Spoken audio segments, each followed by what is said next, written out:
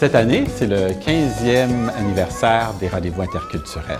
C'est un moment dans l'année où l'École Pierre-Dupuis ainsi que les écoles primaires, les organismes du quartier et tout le quartier Centre-Sud se réunissent pour célébrer l'interculturel. C'est un moment extrascolaire, mais qui se passe quand même à l'intérieur de l'école. Et c'est une ouverture, c'est une fenêtre ouverte sur l'extérieur. Les rendez-vous interculturels, je pense que je retiens le côté inter, c'est-à-dire cet événement, ce moment où on prend le temps de se poser, de créer un contexte, une occasion qui va permettre des rapprochements, qui va permettre aux gens de pouvoir prendre le pouls de la réalité du quartier et puis aussi à la communauté d'accueil d'entrer en contact avec la réalité de l'immigration. Qu'est-ce que c'est immigrer?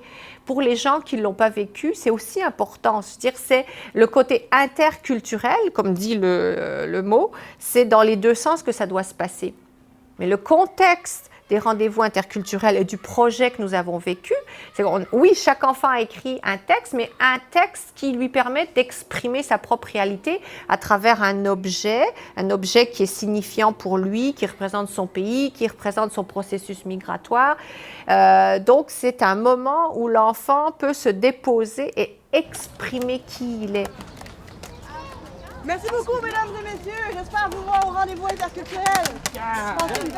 Il y a des activités préparatoires, donc il y a des ateliers qui se donnent dans l'école secondaire, dans les écoles primaires et aussi dans les organismes. Et c'est surtout pour qu'on présente la diversité dans le quartier, faire connaître les organismes, leur donner une vitrine, puis permettre à nos élèves, nos familles et les gens de voir différents aspects qu'on connaît peut-être moins de différentes communautés culturelles. Ouais, s'il le voyait seulement, s'il le voyait parfois, moi je ne sais pas, pourtant on partage la même terre. Pour l'enfant qui va aller voir une exposition où il est un auteur, il écrit, il se voit représenté, donc il a une place pour lui dans un événement culturel, mais ça va être aussi l'occasion pour lui de voir d'autres projets, donc de mettre en perspective sa propre expérience à l'intérieur d'une expérience vécue de façon plus collective par d'autres jeunes du même âge, des adolescents. Les rendez-vous interculturels ont toujours leur importance parce que ça permet justement de célébrer, fêter, partager, échanger sur les différences, mais en bout de ligne, nous sommes tous pareils. Les rendez-vous interculturels où le projet a permis de créer un contexte authentique de communication. Les enfants qui sont dans ma classe représentent la société de demain, dans 20 ans, même pas 20 ans.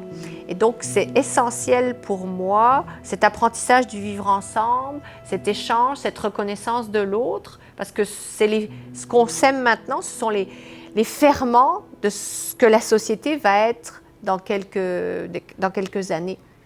Donc, je pense qu'il faut être très conscient de ça, en prendre soin, et parce que si on veut avoir un vivre ensemble harmonieux maintenant, mais il faut semer les graines de l'harmonie maintenant.